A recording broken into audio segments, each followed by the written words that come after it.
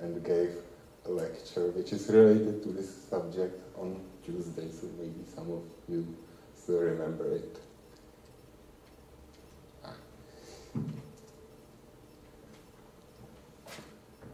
So it looks like that this talk will be quite technical. It will be, but still, I hope not too much to bore you. So this slide is just to show you how idealized picture of the disk I assume. So I assume stationary metric. This is the smallest idealization. So the metric is given like this. You can see that it's not static but stationary because of this term here. And from this metric you can easily express the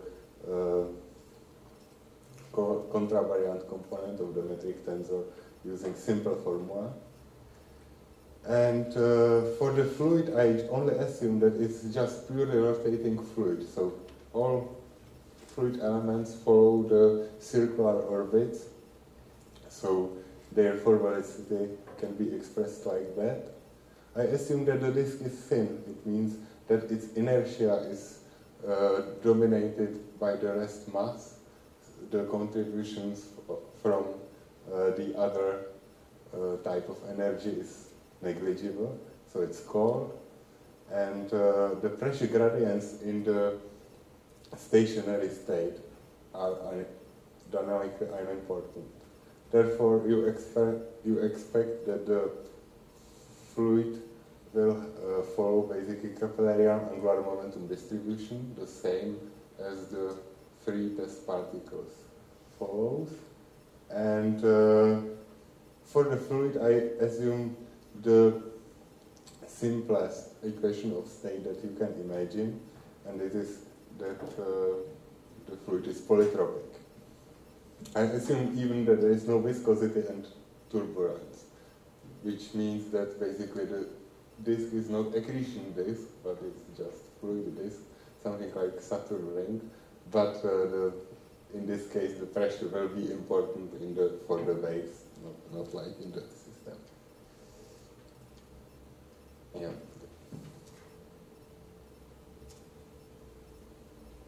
If you want to calculate dynamics of this system, and especially the perturbation of this system, you have two ways.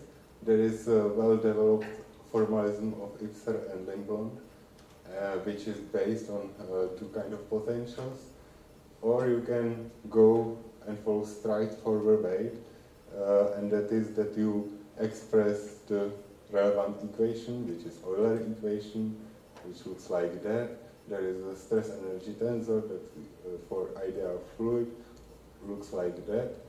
And you take the continuity equation, which basically say that the rest mass density is conserved. And you take this equation and perturb them and see what you will get. And because this unperturbed disk have two kinds of symmetry, it's axial symmetric and stationary. It means that you can look for the perturbations in this kind of form. It's in harmonic form, so they are characterized by frequency, omega, and also by the azimuthal wave number, which is this conventionally denoted by n. So the time and phi dependence can be simply expressed like that. So if you substitute here, you will end up with the simple equation. And if you forget about the vertical direction, which I will do in the next slide, you will end up with a single equation, ordinary differential equation. You will end up with all these ordinary differential, all these equations, but it will be ordinary differential equations in the one remaining variable, which is r.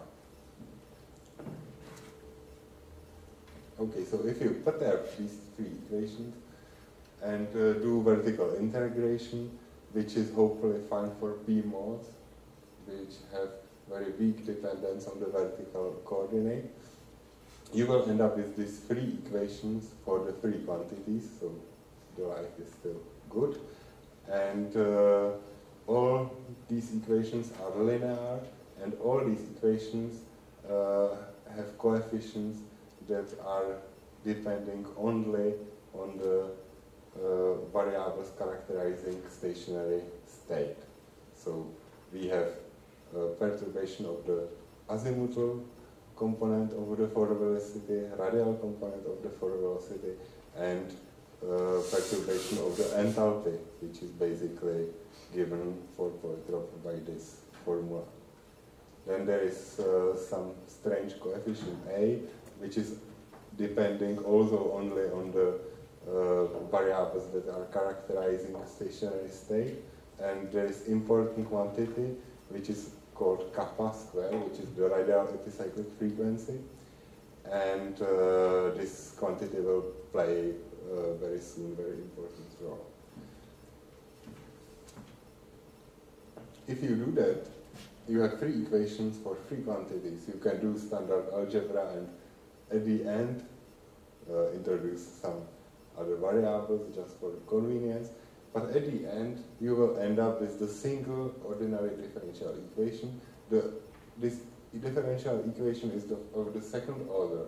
It is because the three equations from the previous slide was just only two of them were ordinary differential equation, and the third one was just algebraic equation. That is why there is this 2 here. And this equation looks like this, is for quantity which is again through some noun factor related to the enthalpy perturbation. And what's the surprise? This equation is just Schrödinger equation. So this is the first kind of important result, or something what you can take with you, that the acoustic oscillations of the disk or waves are governed by simple Schrödinger equation, or you can express the leading equation as a Schrödinger equation. So it's Schrödinger equation, but the potential is a little bit strange. Potential is basically given by this formula, and this K, if I forgot all these two other terms, so this term is really, the meaning of it is really the radial wave vector, but there are also two other terms, and for very thin disk, for which the speed of sound is much smaller than the speed of light, you will find out that these two terms are usually unimportant. So in almost everywhere, you can forget about these two other terms. But these two other terms can be important only at some special places. One situation is when this K goes to 0, and the other case is when omega with tilde goes to 0. So when these two special occasions, which occurs at the special radii, happened, then you should include in your analysis also these two terms. This omega is basically Doppler shifted frequency of the wave. So it's the frequency of the wave which you would measure if you are traveling with the fluid. So there are these two additional terms which are usually forgotten in the standard analysis of the discoseismologic modes. And these two terms are important and at two different, or maybe generally more, but in two types of radii. When K is go to 0, you have so-called Limpeland resonance. And when this corotation omega goes to 0, you have so-called corotation resonance. Now, during this session, there are many times we are using the word of resonance. So I would like to stress that this type of resonance is very different from the type of resonance from the previous talk.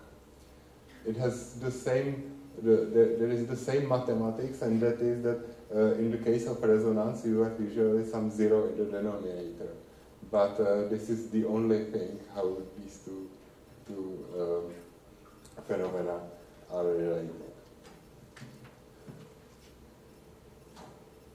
So here is a picture of one example of the propagation diagram, or if you want, of how the potential looks like. So if I forgot these two terms, I have just the dashed line, and if I include both of them, I have just this solid line.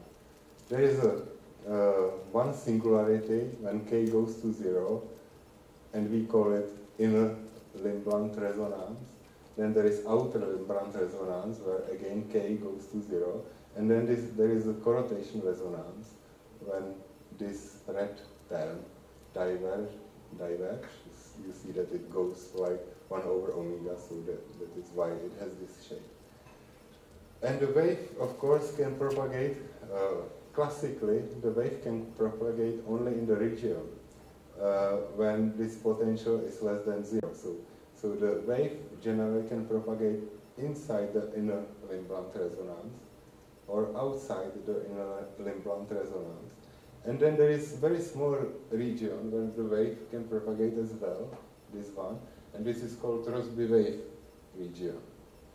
And of course, so it's the wave phenomena, right? So we know from the quantum physics that there is so-called tunneling effect. So in principle, if you put here proper boundary condition, some reflective boundary condition, e.g. if the disk density have fast drop here, then you can expect that there will be, it will work as a reflective boundary. You can trap the wave in this region, and you could have some kind of oscillation mode. And this mode is this oscillation mode is usually called P mode. But in principle, as we know from the quantum mechanics, the wave can tunnel to the outer regions, and in principle the wave can leak it out even from here up to the infinity, or here to the Rossby wave region. Now the important point is, which is different from the situation we know, for example, in this room or from the water surface, that in the static media, it's always like that if you put the wave to the static media, you increase the energy of the system. However, if the fluid is rotating, it has its own non-zero energy, and if you add the wave into this region, the wave can in principle decrease the energy of the system. So you would say that this wave has negative energy. Now, the simple analysis leads to the conclusion that the wave has positive energy if its pattern speed is greater than the speed of the fluid. And it has negative energy, it decreases the energy of the system when the pattern speed is slightly less. Since the Corotation occurs here, and Corotation occurs at the radius where the pattern speed is much the speed of the fluid, the wave have different energies here and here. In this region, wave has negative energy, and in this region, the wave has positive energy. Now, because the wave in principle can tunnel out, so you have negative energy mode, it tunnels out and is leaking out of the infinity. So you have negative energy wave, but you are kind of removing positive energy, which means that the energy of the P mode of this wave trapped here is increasing. This is the principle of the so-called overstability, and basically it's also the mechanism that is behind this so-called Corotation instability. Because there is something in addition. At the Corotation radius, the pattern speed of the wave match the speed of the fluid, and there is strong nonlinear interaction between wave and the fluid, background fluid, and you can find out that at this region the absorption of the waves is much, much stronger. So, if you have this situation, there is a trapped P mode, which is tunneling out, then it enters the Rossby wave zone, and which is just in the neighborhood to the Corotation resonance. At this Corotation resonance, you have strong absorption of the wave. So you have much efficient kind of removal of the energy than in the situation when the wave has to travel completely out, because the tunneling probability for the wave to pass from this point to this point is much lower than to pass from this point just to here. So you have much stronger absorption of the negative wave, which means you enhance the instability of the mode. So there are two possibilities. One is that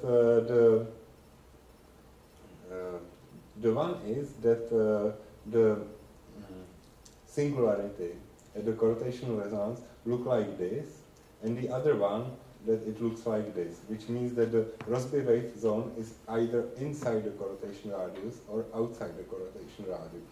If it is inside the Corotation radius, you absorb the negative energy waves, which means that you absorb the wave of the same sign of the energy as is the trapped mode, and therefore it leads to the damping. But when this situation happens, you absorb the positive energy waves, and therefore you kind of enhance the instability of the wave. Now, when these two situations happen, it happens, simple algebra just leads to this very interesting conclusion that actually the quantity who is responsible for discriminating between these two situations is the relativistic vorticity, which looks like that. Vorticity is basically vorticity divided by mass. So in that case, you have positive gradient of the vorticity, then this situation occurs and you have instability. Therefore, the necessary condition for the instability is positive gradient of vorticity. Okay? And now, how the vorticity looks like. The vorticity is basically given by, for the Keplerian disk, is basically given by radial epicyclic frequency. So the radial epicyclic frequency have the non-monotomatic profile in the general relativity, and it looks like this. In the case of the just Newtonian dynamics, you have just this branch. The vorticity for general distribution of mass is always decreasing, and therefore you never have correlation instability.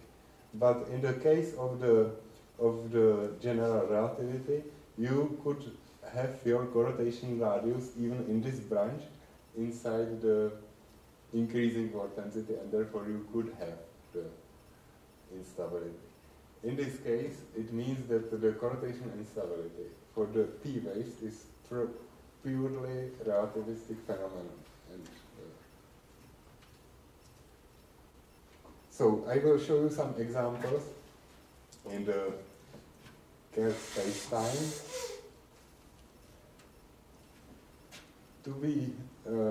to have a life even more simple, I assume just the most simple parameterization of the disk. So I parameterize the density distribution using power law with this index p. I assume that speed of sound, I have to assume something about speed of sound. So I assume that basically h over r is constant, so which means that speed of sound divided by the velocity is constant and is very small.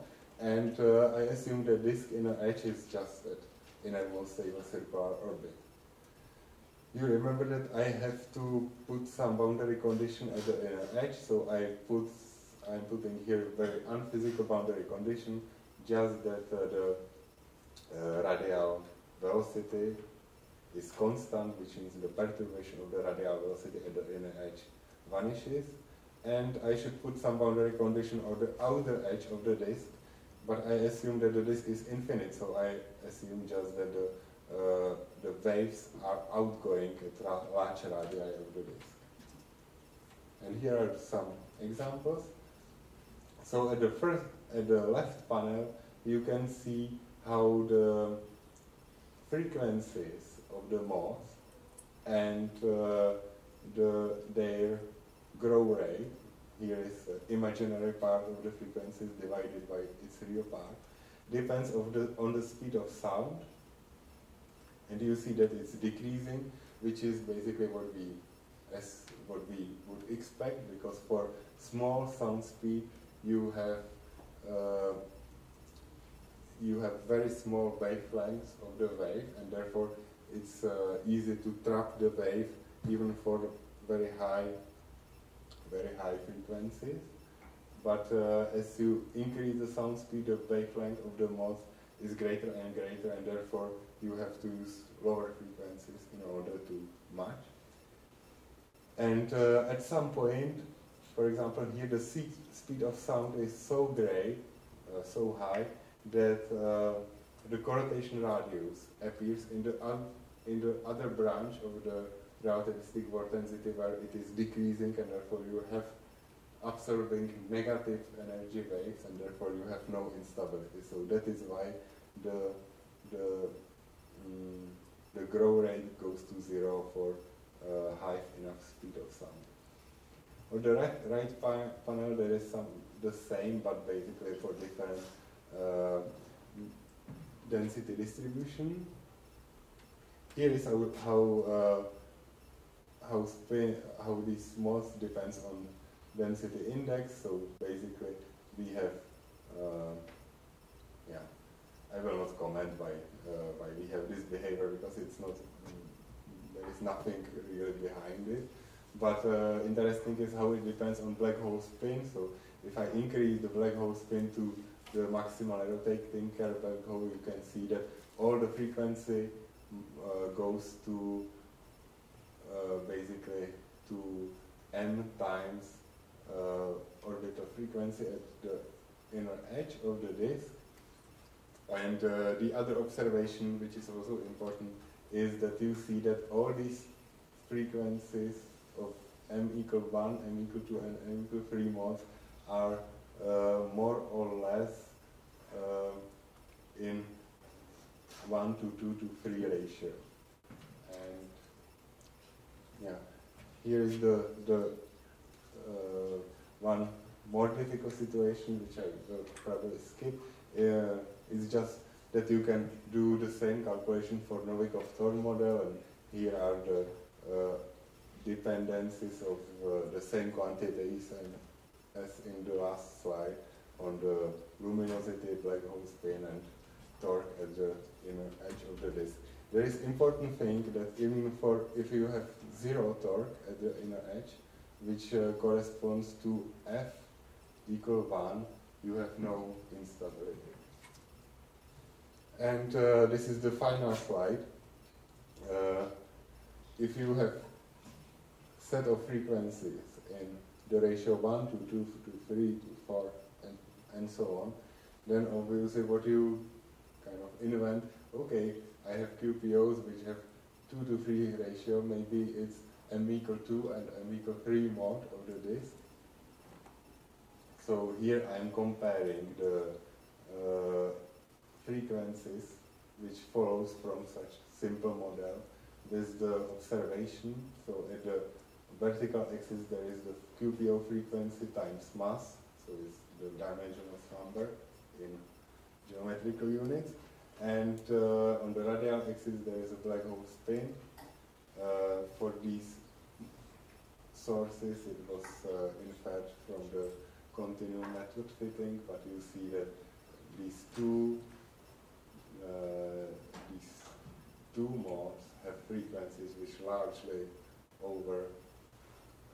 overcome the by factor of 2 or maybe 3, which largely overflow the what is observed in these sources. So I don't know how to make it smaller. So that is why I don't think so that this is the other model of QPOs.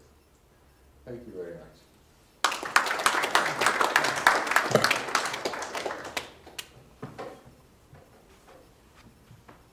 Again, we have plenty of time for questions. Is it a coincidence that the vorticity has the same profile as the epicyclic frequency, or this deeper reason for this? It's a deeper region. If you have Keplerian distribution of angular momentum and you express the vorticity, just calculate its rotation of the velocity. So you will find that it's proportional to radial epicyclic frequency square. And for other angular momentum distributions? It will be different, of course. They will not match. Yeah. So for constant angular momentum distribution, right? But for Keplerian disk, it's proportional to epicyclic frequency, and vorticity is just vorticity divided by sigma. So it also depends a bit on how the density is distributed in the disk, but yeah. Okay, so at a certain point you point out a second order differential equation, you call it Schrödinger, and then you conclude that there is tunneling. But, well, apart the name, I don't see a connection with Schrödinger. Yeah, no, it's the same equation like Schrödinger, right? Yeah, but the tunneling is a quantum effect. What is? I mean, you have only second order differential equation. There is no justification to talk about the tunneling. Just the ordinary differential equation is just that. Tunneling is a quantum effect. Well, what is the relationship between the two? No, tunneling is not quantum effect. It's a wave effect, right? And this is the wave equation. So you're saying that the solution is defined in certain subsets, and then you say that the values are related by some mysterious effect. No, it's proper solution of this equation. I was talking about quantum mechanics just you to remember that this effect exists, but it's really just proper solution of the just a matter of words. Okay, I see. And finally, you put the mode number at 2 and 3. Any particular reason? Yeah, because these two modes have frequencies in 2-to-3 ratio. So because you like them, okay. Yeah. Other questions? I thought that the Rossby wave instability was unstable provided there was only an extremum of this vorticity. So, and you are saying it must be a positive gradient. So how? Why there is this? Yeah, it's different type of instability actually. So the Rossby wave instability and this one is And to be honest, for me, their relationship is still not very clear. So. Okay. We can discuss it later, but okay. Yeah, I can't make sense. Anyone else? Okay, well that concludes this session, so let's thank all of the speakers again.